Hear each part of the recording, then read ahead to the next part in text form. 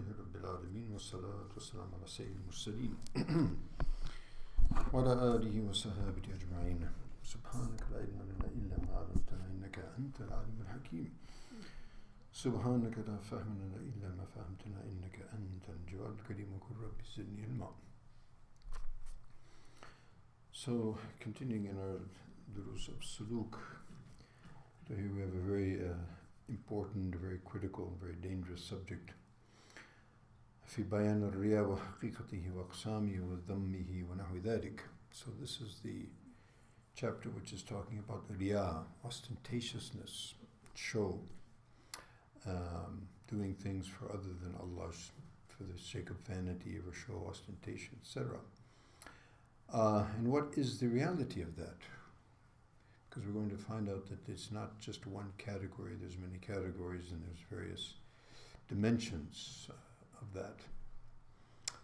And it's derogation, it's dispraise, obviously, it's not a praiseworthy proposition in most cases.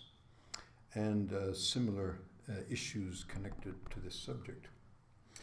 So first of all, Allah subhanahu wa ta'ala mentions in His Quran, أعوذ بالله من الشيطان الرجيم فويل للمصلين الذين هم عن صلاتهم ساهون الذين هم يراءون إلى آخر الآيات. So here Allah subhanahu wa ta'ala is mentioning those people who are praying, who rather than obtaining the good pleasure of Allah subhanahu wa ta'ala and the benefits and the rewards thereof, they deserve to be, sort of a curse comes upon them and a disaster for them rather than something positive. So it's something extremely negative for wail. Woe be unto them. Woe be unto the people who pray. Why would there be woe to the people who pray? Because their salat is not for the sake of Allah subhanahu wa ta'ala and they are not focused on their salat. An salatim sahun. In fact, they are so occupied in other things, their world and their worldly things, that they forget salat altogether. That's one. Or yura'un. And here we have the riya.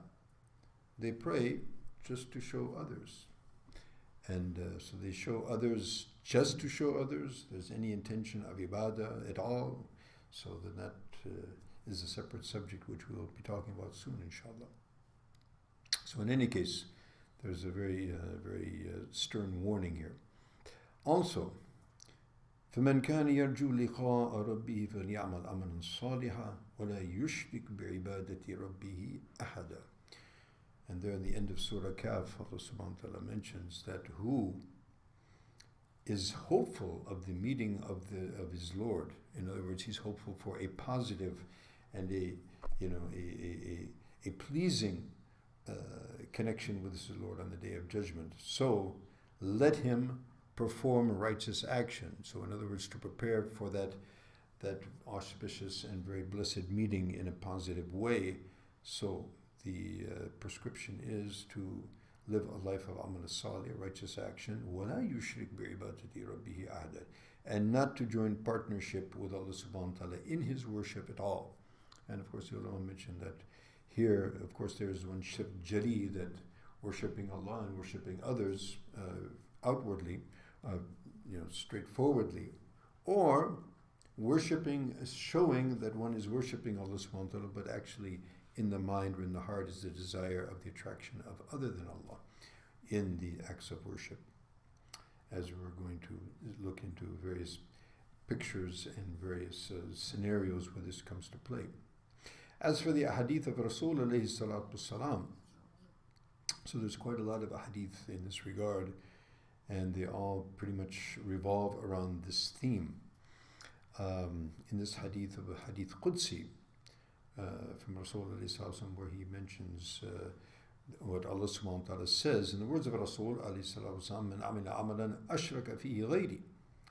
So Allah subhanahu wa ta'ala says, whoever does an action, and of course action here would be an action of ibadah, ashraka fihi ghayri, he has joined others along with me. In other words, his desire to please others or to show others is not only me but others as well, or perhaps others altogether, and he has no recognition of me and has no intention at all to please me.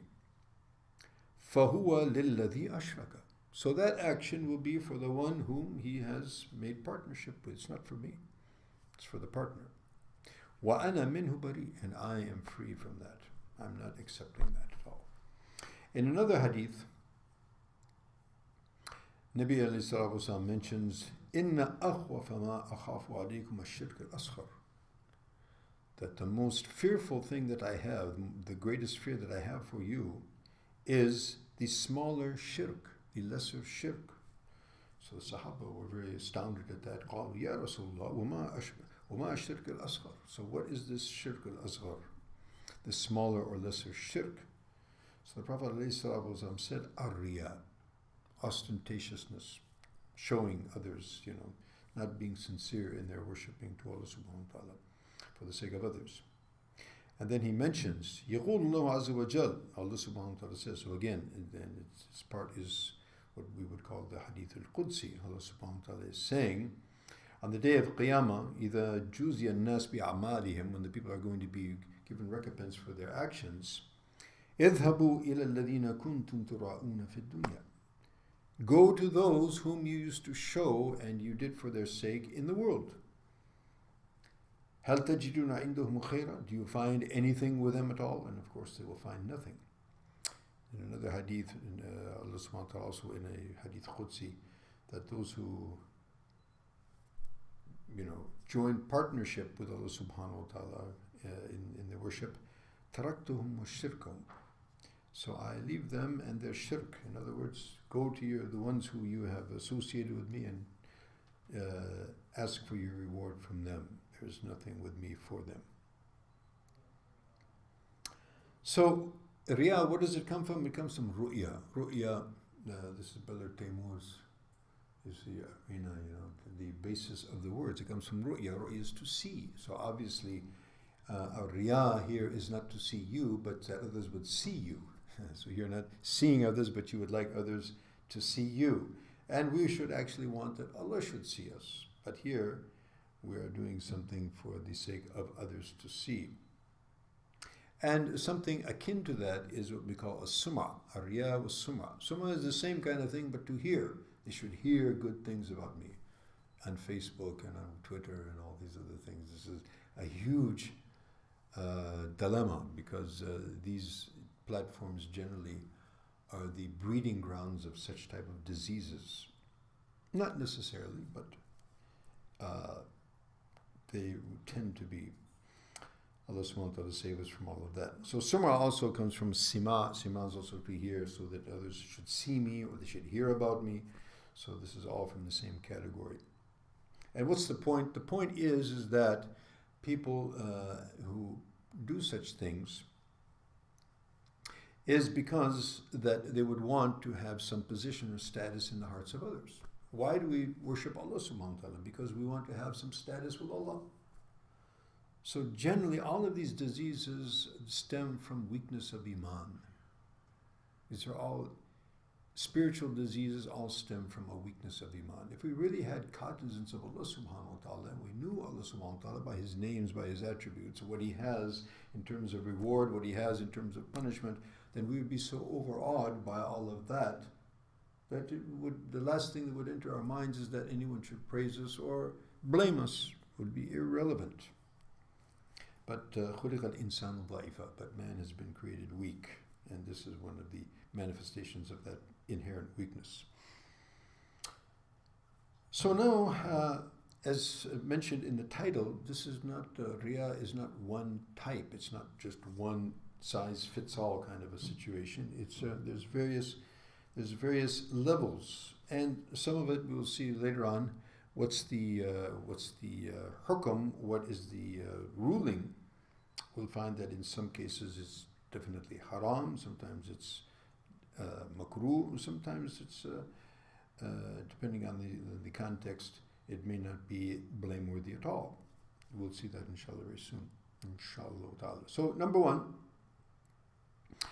For ostentatiousness, it could be for the sake of deen or connected with deen. It could also be connected with pure dunya. I mean, most of what we see, on social media, it's pretty much dunyawi riya. Everyone wants to show that I have this dunya and that, it has nothing to do with ibadah. Okay? So, various types. So here's a very interesting breakdown, which is basically from Ghazali, and Ibn Qudama sort of shortens it, condenses it. So one type of ostentatiousness would be from the body itself, very interesting. So, for example, someone might actually intentionally become very weak and emaciated to look like he's very, very pious and very, very detached from the world. We don't see much of that anymore, but there used to be, when people used to see that as being praiseworthy, you would have that kind of a thing. So, in other words, it's not that someone was actually detached from the dunya because he was not interested. Actually, it was an interest in dunya itself that brought him to that, to that type of being, because actually he wanted to secure a position in the hearts of others. Another manifestation of that would be wearing, leaving the hair all, disheveled, not bathing and cleaning oneself, like this. He's so much involved in ibadah, he has no time for his looks. Whereas actually the Prophet ﷺ was very meticulous, actually. He wasn't over, concerned with that, but he was meticulous in being clean and neat. And in fact, once the Prophet ﷺ, a guest came, a delegation came, and so he was combing his hair and presenting himself. And Aisha radiallahu anha was kind of surprised that, Ya Rasulullah, I mean, you're doing like that? He says, yes, a person makes himself presentable when he meets his friends. This is, human nature. This is part of being human. We're not animals of the jungle, We are human beings, and Allah subhanahu wa ta'ala has elevated the status. So that's a different thing altogether. Here, there is an idea of, doing something which is supposed to be connected to deen for the sake of Allah, but it's not for the sake of Allah, so it's not deen, it's dunya. So that's something altogether different.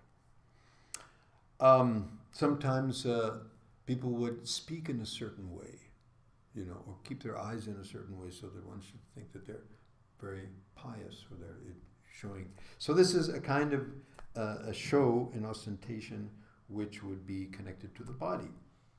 Okay? There could be another which would be connected to the cloth or the clothing, or the apparel itself, and that's pretty straightforward.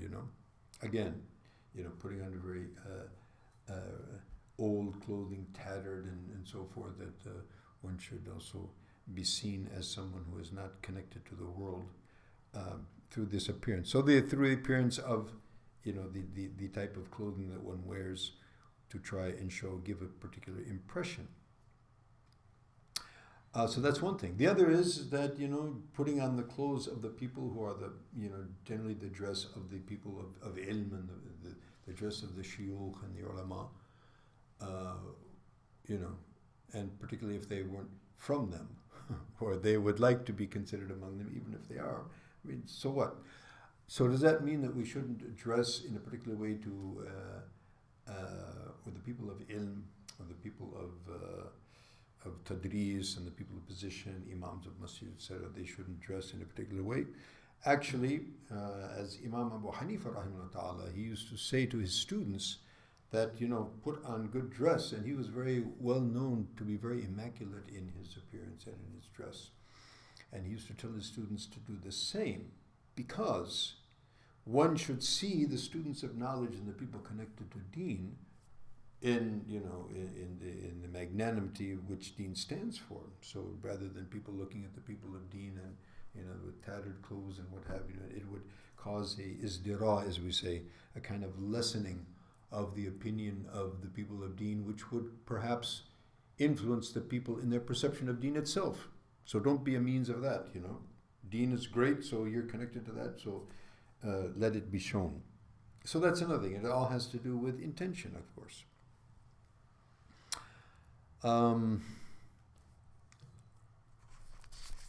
There's a lot of tafsir that he mentions about that. Different types of clothing to show different types of things to different types of people.